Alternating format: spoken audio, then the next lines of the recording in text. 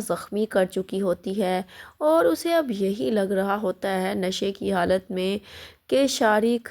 مر چکا ہے، لیکن روشی کو یہ بات معلوم نہیں ہوتی کہ وہ تو بے ہوش ہو چکا ہے۔ روشی جو کہ تھوڑی بہت ہوش میں ہوتی ہے، اور اس کو شارق کے غلط ارادوں کا پتہ چل جاتا ہے کہ شارق اس کے ساتھ کرنے کیا والا ہے، اور اب روشی بھاگتے ہوئے وہاں سے روڈ پر پہنچ جاتی ہے اور طلحہ کو کال کرتی ہے۔ طلحہ بہت زیادہ اس کی آواز سن کر گھبرا جاتا ہے کہ آخر روشی کو ایسا کیا ہو گیا کہ روشی اتنا زیادہ گھبرائی ہوئی ہے۔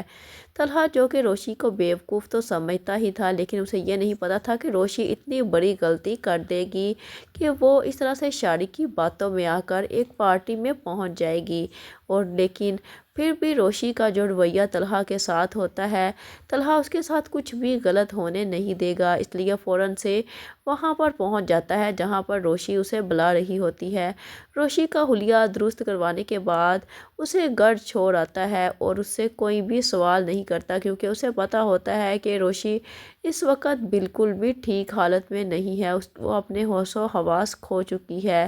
اور اب روشی بہت زیادہ شرمندہ ہوتی ہے کہ اس نے کس طرح سے سر طلحہ کو غلط سمجھا تھا۔ وہ تو شروع سے ہی انہیں خڑوس سمجھتی رہی اور انہیں بد مزاج سمجھتی رہی، لیکن انہیں یہ نہیں پتا تھا کہ سر طلحہ تو بہت اچھا انسان ہے۔ اور جس طرح سے اس نے روشی کے گھر والوں کے سامنے اتنا بڑا جھوٹ بول دیا کہ روشی تو اس کے ساتھ آفس میں ہی تھی، کام کا برڈن زیادہ تھا، اسی وجہ سے ہی روشی کو وہاں پر روک لیا تھا۔ اب روشی تو اور بھی زیادہ شرمندہ ہو جاتی ہے کہ وہ تو سر طلحہ کے بارے میں کتنا غلط سوچ رہی تھی، اس لیے اب روشی یہی فیصلہ کرتی ہے کہ وہ سر طلحہ کے آفس جانے کے بالکل بھی قابل نہیں ہے، اسے یہ جاب کرنی ہی نہیں چاہیے،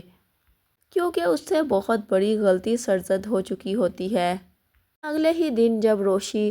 سر طلحہ سے یہ بات کرے گی کہ وہ اب اس نوکری کو کنٹینیو نہیں کرنا چاہتی، تو سر طلحہ اسے کہیں گے، میں تو آپ کو اتنا بزدل نہیں سمجھتا تھا مس آیت، اور آپ اتنی بزدل نکلی۔ روشی اب سر طلحہ کو جواب دے گی کہ وہ بزدل نہیں ہے، لیکن میں آپ سے بہت زیادہ شرمندہ ہوں، کیونکہ میں آپ کے بارے میں بہت غلط رائے رکھتی تھی، لیکن آپ تو ایک اچھے انسان ہیں، اس لیے میں یہ مناسب نہیں سمجھتی کہ مجھے یہاں پر نوکری کرنی چاہیے،